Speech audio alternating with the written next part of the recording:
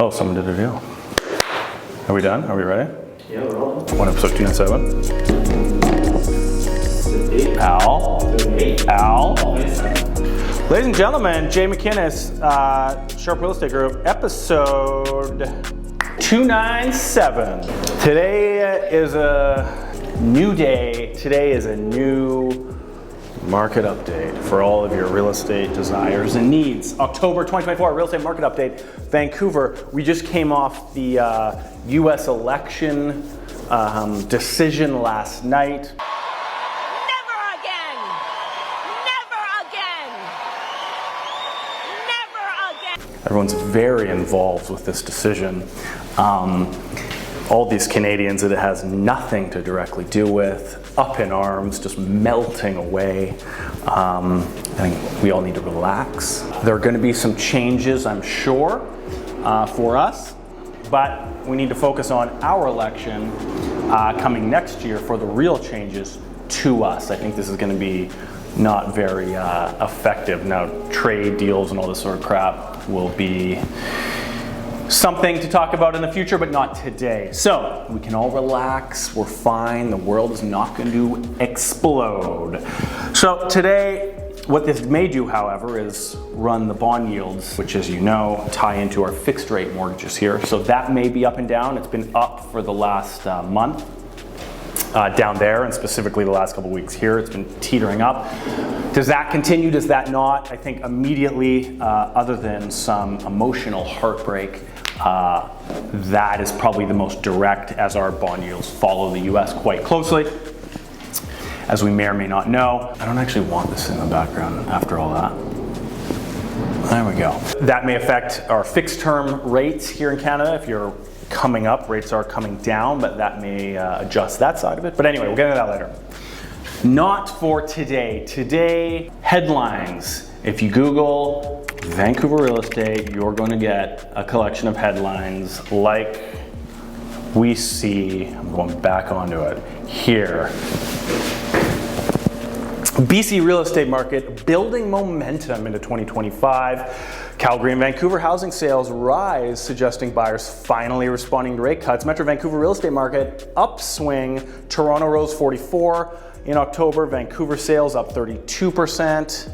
Vancouver area home sales surge in October amid lower borrowing costs. So, what is actually happening? These trusted news sources, trying to spread all this information. So, from the Real Estate Board, buyers' demand surges in October after months of tracking approximately 20% below the 10-year seasonal average. Metro Vancouver home sales surged more than 30% year over year in October. So, this last 0.50 rate cut, it looks like, actually tickled the interest of the market and is getting people off the fence. I didn't think it would happen yet. I didn't think it would happen that quickly. I'm noticing it directly with listings and activities and accepted offers as well. So it's happening. We've got another December meeting, which the anticipated reduction is yet another 0.5. And then a January meeting, does that go 0.25, 0.5 down? The anticipation is that it will drop again. So the numbers are coming down. The benchmarks of the CPI, or as some may say, the CPI, the most manipulated number in the government today, Al, that inflation number. That's, again, a video for another day. But we're chasing that down now, the rates. They think, job well done, give it a pat. Endless homelessness and all the fun stuff we discussed last week. However, CPI is down, so rates are coming down. So what are we seeing in Vancouver? Greater Vancouver sales. What are we? We are November. I am losing it, Al.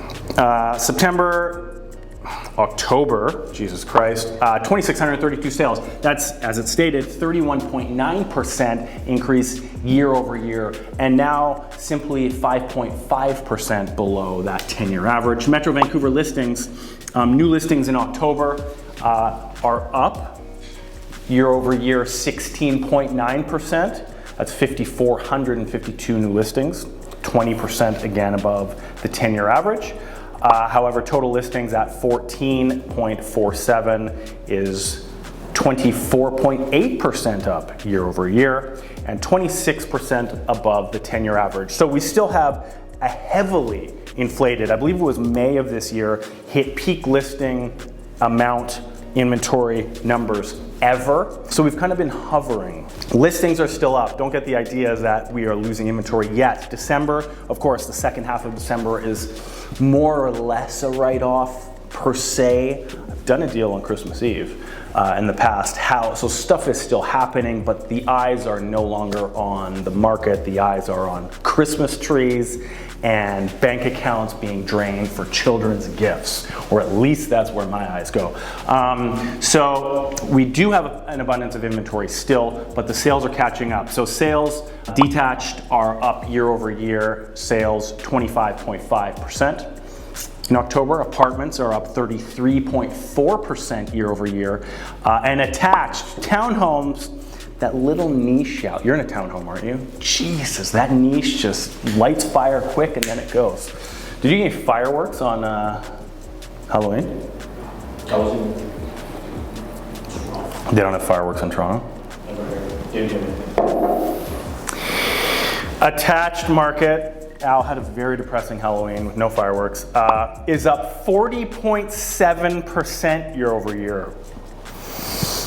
People have started to make their moves. Now, when you come back in December, January, February, after we've had one or two more, and you're a buyer, you say, I am finally comfortable and ready. Those bottom basement prices have already been snatched up. So don't even ask.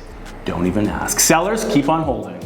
It's like you Bitcoin holders out there. You kept holding and whoop, all-time highs. Paid off. Sales to active listings ratio. Total market, we are at 18.8%. We all know. Under 12, buyer's market, 12 to 20, balanced market, above 20, seller's market. Let's compare these to September.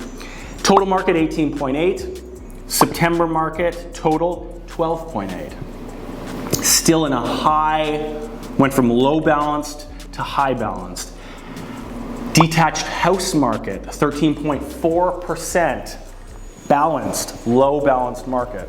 September, 9.1, high buyer's market. So we've shifted, as you can see. Apartment market, 22.2%, seller's market.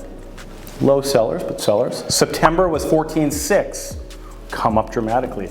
Shifted segments yet again. Attached market, 22.5, again, relatively low, but seller's market. September, 16.9, balanced. So every segment of the market has bumped up. One, condos and townhomes are now in seller's market territory.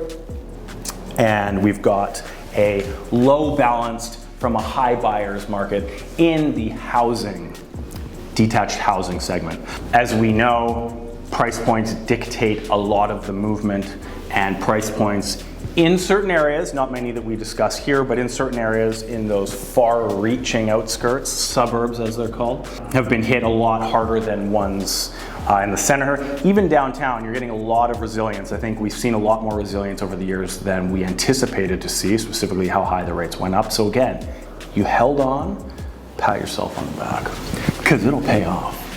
And it has begun. Home price index, benchmark pricing, all residential Metro Vancouver, down year over year, 1.9% at 1.172 million. Detached market, year over year, up again in October, 0.3% at just over 2 million. But month over month, we are down 1% on that. Apartment, we are down 1.6%. Benchmark pricing year over year, down 0.6% month over month. And attached, and that apartment benchmark is 757,000. Attached, 1.108 million, up 0.4% year over year, up 0.9% month over month. So pricing has remained relatively stable. To continue on from my last point, we've seen a lot more resilience, and I think this needs to be highlighted now. And if you chose to list your property and pull it off, or have listed your property and not taken lowball offers, I think Now is the time we are going to start seeing the change into that, well, the buyers now need to come to me. I don't need to crawl back to the buyer market. I'm going to forecast, like all economists, I'm not unique in this thought, that the next 2 meetings are going to be reductions. I'm assuming 0.5 point each, personally, and I think it's just going to continue on from here. Our price is going to skyrocket. Are we going to see multiple offers again? I don't think in the short term, but I think by March, we are going to be well underway back to a worst case scenario balanced market. And it just continues like nothing effing happened. Best market movement September, October.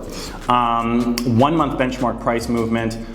Detached, best market in the last month, up 5.4%. Pitt Meadows, worst performing market. Tawasin, down 4.7%. Parking is about to expire. Apartments, Maple Ridge and Tawasin, up 5.6% month over month. Worst performing condo market, East Vancouver, down 3.2%.